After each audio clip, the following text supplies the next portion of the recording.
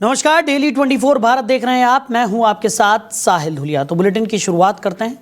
Noida international airport को लेकर एक बड़ी अपडेट सामने आ रही है। उत्तर प्रदेश के मुखिया योगी आदित्यनाथ जल्द ही एयरपोर्ट के उद्घाटन की तारीख तय कर सकते हैं।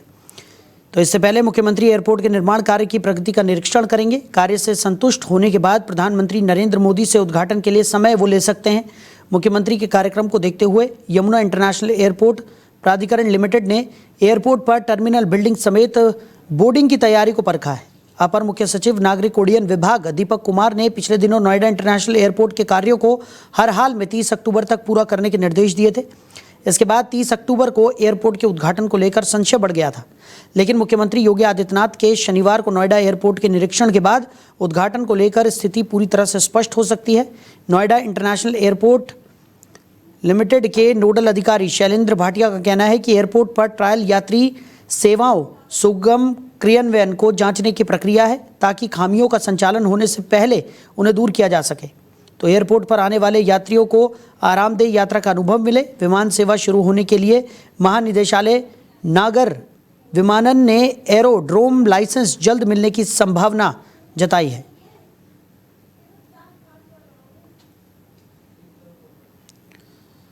तो नोएडा इंटरनेशनल एयरपोर्ट को लेकर ये बड़ी खबर आपको बता रहे हैं।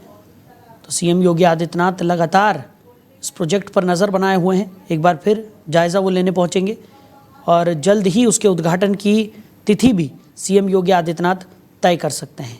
माना यह जा रहा है कि तमाम स्थितियों को जांचने के बाद प्रधानमंत्री नरेंद्र मोदी से वो समय ले सकते हैं और नोएडा इंटरनेशनल एयरपोर्ट का उद्घाटन प्रधानमंत्री नरेंद्र मोदी के करकमलों से होना है। तो सीएम योगी आदित्यनाथ समीक्षा करते हुए भी नजर आ रहे हैं। खबर पर ज़्यादा जानकारी के साथ हमारे सहयोगी अरबाज हमारे साथ जुड़ गए। अरबाज, क्या कुछ निकलकर सामने आ रहा है? नोएडा इंटरनेशनल एयरपोर्ट को लेकर ये बड़ी खबर सामने आ रही है कि सीएम योगी आदित्यनाथ एक बार फिर से निरीक्षण करने पहुंच सकते हैं और जल्द ही उद्घाटन की तारीख भी तय हो सकती है। बिल्कुल, देखिए साहिल, मैं बता दूं कि 11:40 पर जो मुख्यमंत्री योगी आदित्यनाथ हैं वो जेवर एयरपोर्ट पर पहुंच जाएंगे और लगभग 1 घंटा वहां पर रुकेंगे। उसके बाद जो कि गाजियाबाद हिंडन एयरपोर्ट पर जाएंगे, वहां रवाना होंगे, वहां से दिल्ली के लिए निकलेंगे। आज उत्तर प्रदेश के मुख्यमंत्री योगी आदित्यनाथ का जेवर एयरपोर्ट पर दौरा है। लगभग 1 घंटे तक वो एयरपोर्ट पर रहेंगे। एक समीक्षा बैठक भी जिला प्रशासन के साथ करेंगे। वहां पर मौजूदगी में शायद हो सकता है कि जैसे बताया जा रहा है कि तीनों प्राधिकरण के सीओ भी मौजूद रहेंगे। जी बिल्कुल। और अरबाज, जिस तरीके से बताया जा रहा है कि प्रधानमंत्री नरेंद्र मोदी के करकमलों से ही नोएडा इंटरनेशनल एयरपोर्ट का जो उद्घाटन है वो होने वाला है, तो सीएम योगी आदित्यनाथ निरीक्षण करने के बाद प्रधानमंत्री से मुलाकात भी कर सकते हैं। साथ ही साथ उनसे भी जो तारीख है उसको लेकर चर्चा यहाँ पर सीएम योगी आदित्यनाथ करने वाले हैं और उसके बाद जो तारीख निकलेगी उसमें प्रधानमंत्री नरेंद्र मोदी का भी आगमन नोएडा में रहेगा और इस एयरपोर्ट का उद्घाटन होगा। बिल्कुल, देखिए 2024 तक का अनुमान लगाया जा रहा था कि 2024 में एयरपोर्ट की तैयारियां हो जाएंगी, लेकिन कार्य ज्यादा था क्योंकि सबसे बड़ा एयरपोर्ट बनने जा रहा है, तो 2025 तक इसका टाइमिंग बढ़ा दी गई। अभी भी 90% कार्य हो चुका है, अभी भी कुछ कार्य बाकी रह गया है। उसी चीज को लेकर मुख्यमंत्री का दौरा है और इस चीज को बाद वो प्रधानमंत्री से मुलाकात करेंगे और संभावना है कि प्रधानमंत्री नरेंद्र मोदी ही इसका उद्घाटन करेंगे। जी बिल्कुल। और अरबाज, जिस तरीके से तेज़ी के साथ नोएडा इंटरनेशनल एयरपोर्ट का काम जो है वो किया जा रहा है, खुद सीएम योगी आदित्यनाथ समीक्षा करते हुए नजर आते हैं, ऐसे में क्या उम्मीद जताई जा रही है कि कब तक ये जो पूरा काम है वो कंप्लीट हो पाएगा और यात्रियों की सुविधा को ध्यान में रखते हुए जो तमाम व्यवस्थाएं वहाँ पर की जा रही हैं उनका क्रियान्वयन जो है वो कब तक कंप्लीट हो पाएगा? अरबाज, देखिए साहिल, मैं आपको बता दूं कि अभी कुछ वक्त पहले देश के प्रधानमंत्री नरेंद्र मोदी ग्रेटर नोएडा के एक्सपो मार्ट में आए थे, तो जब वो रवाना हो रहे थे तो उनके हेलीकॉप्टर सबसे पहले जेवर एयरपोर्ट के ऊपर गए। वहां पर उन्होंने ऊपर से ही निरीक्षण किया था प्रधानमंत्री ने। उसके बाद जैसे कि मैं बता दूं, जो एयरपोर्ट बनने जा रहा है उसका पहला जो रनवे है वो तैयार हो चुका है। लगभग दूसरा रनवे भी तैयार हो गया, क्योंकि पहले रनवे में जिस तरीके से 13,034 हेडक्वार्टर जमीन को एयरपोर्ट के निर्माण किया गया है, 3900 मीटर लंबा और 60 मीटर चौड़ा एक रनवे तैयार हो चुका है। आपको बता दें तो जिसमें सालाना लगभग 50 लाख यात्रियों के संचालन का अनुमान भी लगाया जा रहा है। वहीं जबकि यात्री संख्या 1 करोड़ 20 लाख तक पहुंचने की दूसरे रनवे पर संभावना है। जी चलिए अरबाज, हमारे साथ जुड़ने के लिए, इस तमाम जानकारी के लिए आपका बहुत शुक्रिया। तो उत्तर प्रदेश के मुखिया योगी आदित्यनाथ नोएडा इंटरनेशनल एयरपोर्ट को लेकर निरीक्षण करने पहुंचेंगे और उसके बाद जल्द ही एयरपोर्ट के शुभारंभ की जो तारीख है वो यहां पर निकल जाएगी। प्रधानमंत्री नरेंद्र मोदी के कर कमलों से नोएडा इंटरनेशनल एयरपोर्ट का उद्घाटन होगा। चलिए आगे बढ़ते हैं, बात करेंगे लखनऊ की। तो लखनऊ के अलीगंज में 3 मंजिला इमारत में भीषण आग लग गई। आग इतनी भयावह थी कि जिसने भी तस्वीरें देखी वो सकते में आ गया। आपको बता दें कि लखनऊ के अलीगंज में ये 3 मंजिला मकान था जिसमें ये भीषण आग लग गई। मकान से सटे फोटो फ्रेम के गोदाम में सामान धू धू कर जल गया। दमकल की कई टीमें मौके पर पहुंची। मकान के सभी मंजिलों से आग की बड़ी बड़ी लपटें निकलते हुए देखी गई। मौके पर अफरा तफरी मच गई। 1 किलोमीटर दूर से धुएं का गुबार दिखाई दिया। जानकारी मिलते ही दमकल स्टेशन से कई गाड़ियां मौके पर पहुंची। फिलहाल आग लगने की मुख्य वजह सामने नहीं आई है। इस घटना पर सीएफओ ने बताया है कि अलीगंज में एक घर और गोदाम में आग लगी। तो घटना की जानकारी मिलते ही तुरंत 2 फायर टैंकर भेजे गए और एफएसओ ने बताया है कि घटनास्थल पर आग बहुत ज़्यादा थी जिसके लिए 6 गाड़ियां और भेजी गईं। इसके अंदर फ़ोटो फ्रेम का काम किया जाता था। तो ये पूरा गोदाम फ़ोटो फ्रेम का बताया जा रहा है। इस पूरे गोदाम को आग ने अपनी चपेट में ले लिया। तो लखनऊ के अलीगंज में ये भीषण हादसा हुआ जहां एक 3 मंजिला इमारत में ये भीषण आग लग गई और बताया जा रहा है कि आग इतनी भयानक थी कि देखते ही देखते पूरी बिल्डिंग को उसने अपनी चपेट में ले लिया। खबर पर ज़्यादा जानकारी के साथ हमारे सहयोगी प्रदुम हमारे साथ जुड़ गए। प्रदुम, क्या कुछ निकलकर सामने आ रहा है? लखनऊ के अलीगंज में ये भीषण हादसा हुआ है जहां पर फोटो फ्रेम का गोदाम इस इमारत में चल रहा था, ऐसा बताया जा रहा है, और भीषण आग यहाँ पर लग गई। बिल्कुल साहिल जी, बताना चाहेंगे कल देर रात अलीगंज सेक्टर के में 3 मंजिल का मकान बना हुआ था जिसमें आग लगी। वहीं बगल में ही एक गोदाम था जिसमें फोटो फ्रेम का कार्य होता था। उसको लेकर के उसमें भी वो आग इतना भयानक हो गई जिसको लेकर के उस जो गोदाम में था वहां भी आग वो पहुंच गई और काफी भयानक रूप में जो है वहां पे जलना शुरू हो गया। जिसको लेकर के बीकेटी इंदिरा नगर और साथ साथ चौक में जो फायर की जो गाड़ियां हैं उनको सूचना दी गई, जिसको लेकर के वहां पे 6 से 7 गाड़ियां पहुंची और वहां पे जो दमकल कर्मी थे वो एक जो 3 मंजिल का मकान बना हुआ था उस पे छज्जे पे वहां आग पे काबू पाने के लिए वहां चढ़े और वो छज्जा अचानक से गिर गया जिसमें 4 से 5 जो दमकल कर्मी थे वो घायल हो गए, जिनको वहां से तत्काल एम्बुलेंस को जो है बुला करके उनको केजीएम मेडिकल कॉलेज के लिए उपचार के लिए भेजा गया। साहिल जी, प्रदुम, जिस तरीके से बताया जा रहा है कि फोटो फ्रेम का गोदाम इस बिल्डिंग में था और उसी में ये आग लगी और बताया जा रहा है कि यही वजह रही कि आग ने भीषण रूप भी यहाँ पर धारण कर लिया, लेकिन अभी भी जांच पड़ताल जारी है। तो प्रथम दृष्टया क्या कुछ निकलकर सामने आ रहा है और जो जांच पड़ताल हो रही है उसमें अब तक क्या कुछ खुलासा हुआ है? बिल्कुल साहिल जी, बताना चाहेंगे कि जो ये आग लगी है ये शाम को क्लियर नहीं हो पाया था कि किस कारण लगी है, लेकिन जो सुबह एक अपडेट मिली है जिसको लेकर के ये आग जो लगी है ये शॉर्ट सर्किट से लगी हुई थी, क्योंकि वहां पे जो मकान था वहीं से किसी कारण वहां से जो बिजली का वायर था उसमें कहीं से शॉर्ट होने से वो आग पहले जो 3 मंजिल का मकान बना हुआ था उसमें लगी। उसके पास में वही आग धीरे धीरे इतना विकराल हो गई कि जो पड़ोस में गोदाम था उसमें भी जो है उसने काबू पा लिया। उसको लेकर के जो आस पड़ोस में अन्य भी जो मकान थे वहां के जितने भी गैस सिलेंडर रखे हुए थे उनको तत्काल प्रभाव से वहां से हटाया गया कि जिससे कोई बड़ी घटना ना होने पाए। लेकिन वही जो दमकल गाड़ियां थी वो धीरे धीरे करके आग पे काबू पा लिया और भी किसी प्रकार का कोई नुकसान नहीं हो पाया। लेकिन वहां पे जो फोटो फ्रेम का गोदाम था उसमें जितना भी सामान रखा हुआ था वो जल के खाक हो गया और सिर्फ जो वहां पे 5 से 6 जो दमकल कर्मी थे सिर्फ वही घायल हुए हैं, बाकी किसी प्रकार का कोई नुकसान नहीं हुआ है। चलिए प्रद्युम्न, हमारे साथ जुड़ने के लिए और इस तमाम जानकारी के लिए आपका बहुत शुक्रिया। तो 3 मंजिला मकान और गोदाम में ये भीषण आग लगी है और बताया जा रहा है कि छज्जा गिरने से 5 फायर कर्मी भी घायल हो गए थे।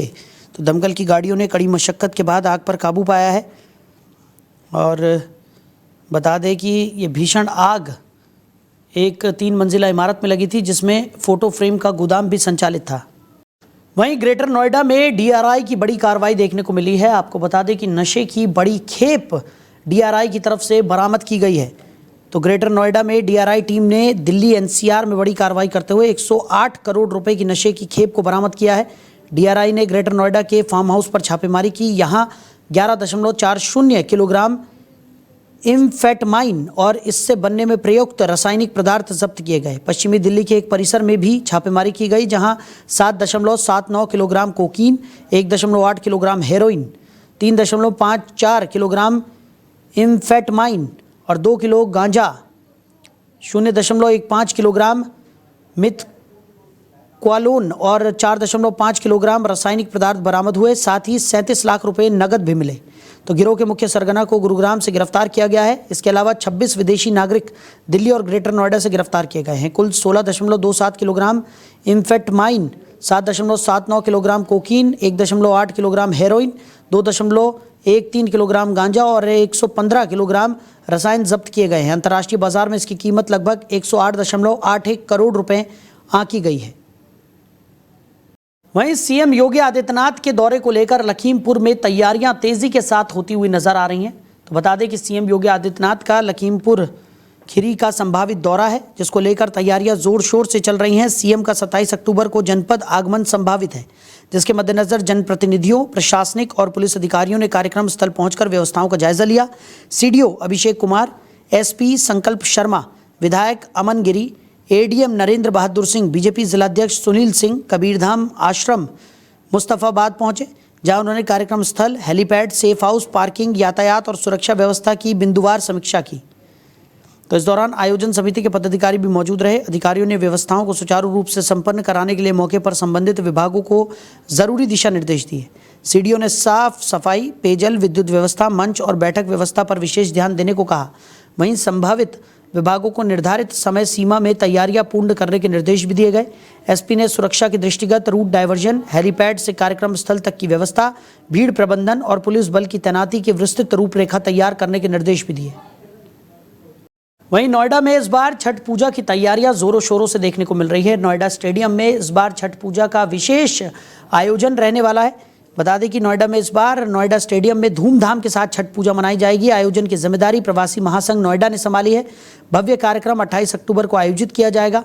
महासंघ इस बार नोएडा का सबसे बड़ा घाट स्टेडियम तैयार कर रहा है, जिसकी लंबाई 107 फीट, चौड़ाई 45 फीट और गहराई 4 फीट होगी। कार्यक्रम में कई भोजपुरी कलाकारों का आगमन होगा, जिनमें प्रसिद्ध गायिका अनन्या सिंह भी शामिल रहेंगी। भक्तों के लिए विशेष प्रसाद के तौर पर 100 किलो देसी घी से बने ठेकुआ तैयार किए जा रहे हैं। महासंघ अध्यक्ष आलोक वत्स ने बताया कि आयोजन पूरी तरह भव्य और सुरक्षित रहेगा। श्रद्धालुओं की सुविधा के लिए सुरक्षा और व्यवस्थाओं के पुख्ता इंतजाम किए गए हैं। नोएडा स्टेडियम में इस बार हजारों श्रद्धालुओं के पहुंचने की उम्मीद जताई जा रही है।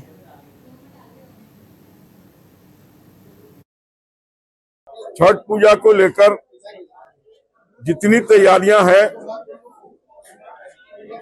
वो आपको विस्तृत रूप से तो हम बता ही चुके हैं, लेकिन फिर भी छठ घाट पे 30 से 35 हजार छठ व्रतियों के लिए हमने व्यवस्था की है। कुंड के विषय में हमारे वरिष्ठ उपाध्यक्ष आपको बता चुके हैं। 160 फीट लंबा और 45 फीट चौड़ा और 4 फीट गहरा है। वहां पर चेंजिंग रूम भी है, 6 चेंजिंग रूम है और 10 सीसीटीवी कैमरे हैं, 2 ड्रोन है, 10 गार्ड है और हमारे 40-50 वॉलेंटियर होंगे, जिसमें 20 लेडीज वॉलेंटियर भी होंगी। रात्रि में अगर कोई छठ व्रती रुकना चाहे तो इस बार पहली बार हमने रात्रि में भी रुकने की व्यवस्था कर दी है। वहीं महोबा में 2 पक्षों में जमकर मारपीट हुई है। आपको बता दें कि मामूली विवाद के चलते 2 पक्ष आपस में भिड़ गए और देखते ही देखते दोनों पक्षों के बीच जमकर लाठी डंडे चलने लगे। मारपीट में महिलाओं सहित दोनों पक्षों के आधा दर्जन से ज्यादा लोग गंभीर रूप से घायल हो गए। सभी घायलों को इलाज के लिए जिला अस्पताल के इमरजेंसी वार्ड में भर्ती कराया गया। मारपीट का वीडियो सोशल मीडिया पर जमकर वायरल भी हो रहा है। घटना की सूचना मिलते ही मौके पर पहुंची पुलिस ने मामले की गहनता से जांच पड़ताल शुरू कर दी है और बताया जा रहा है कि पुरानी रंजिश के चलते ये जो विवाद है वो शुरू हुआ था और धीरे ही धीरे विवाद इतना ज़्यादा बढ़ गया कि दोनों पक्षों के बीच में जमकर लाठी डंडे चलने लगे। और भाई बचाव में घायल हो गए, मार रहे थे चाचा को हमारे हार में थे। कौन मार रहा था, क्यों मार रहा? मंजू सिंह, संजू, कुल लोग रहे, 5 लोग रहे। 2 दमोरा के, 3 दमोरा के रहे, देव सिंह सब रहे।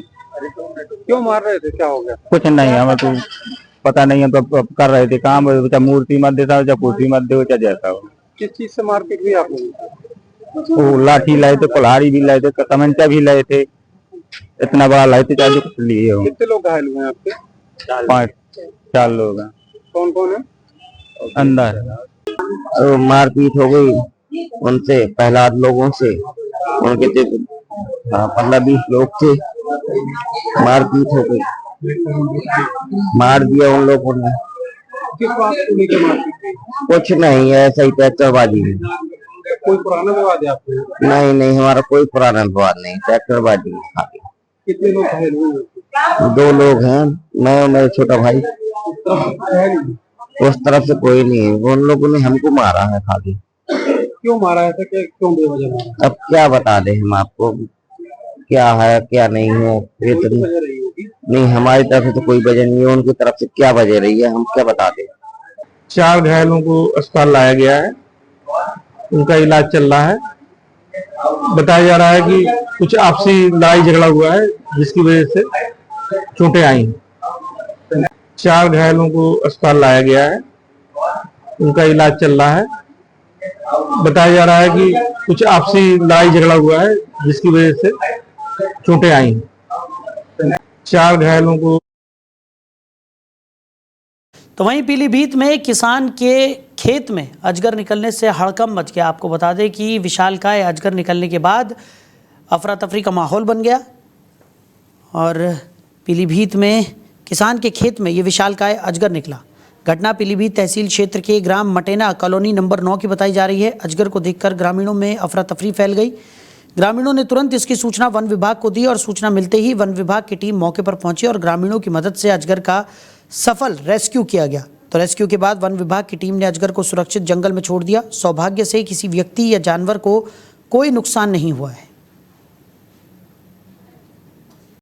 वहीं पीलीभीत से एक दिल दहला देने वाली खबर निकलकर सामने आ रही है, जहां पर एक शख्स के दोस्त ने ही अपने दोस्त की निर्मम हत्या कर दी।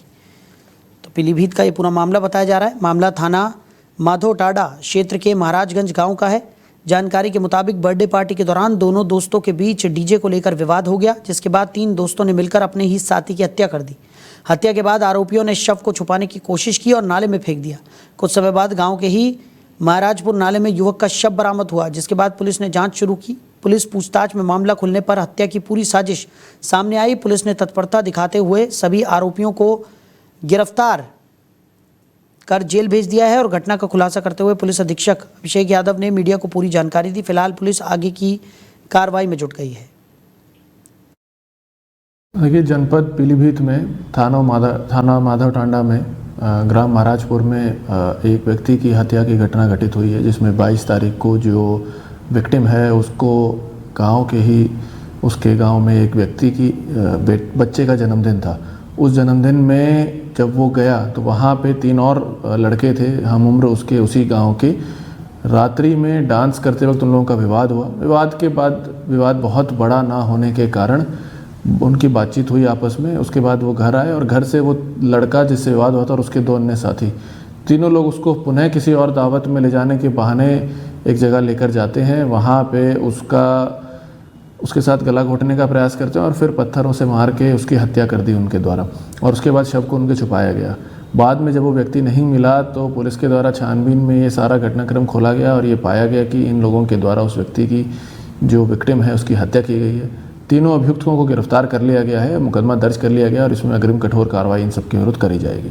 वहीं गाजियाबाद के कविनगर क्षेत्र के कूड़ा घर में देर रात अचानक से भीषण आग लग गई। आग इतनी भयंकर थी कि लपटें दूर दूर तक दिखाई दे रही थी, जिससे इलाके में अफरा तफरी का माहौल बन गया। घटना कविनगर थाना क्षेत्र के अंतर्गत आने वाले एक कूड़ा घर की बताई जा रही है, जहां अज्ञात कारणों से आग भड़क उठी।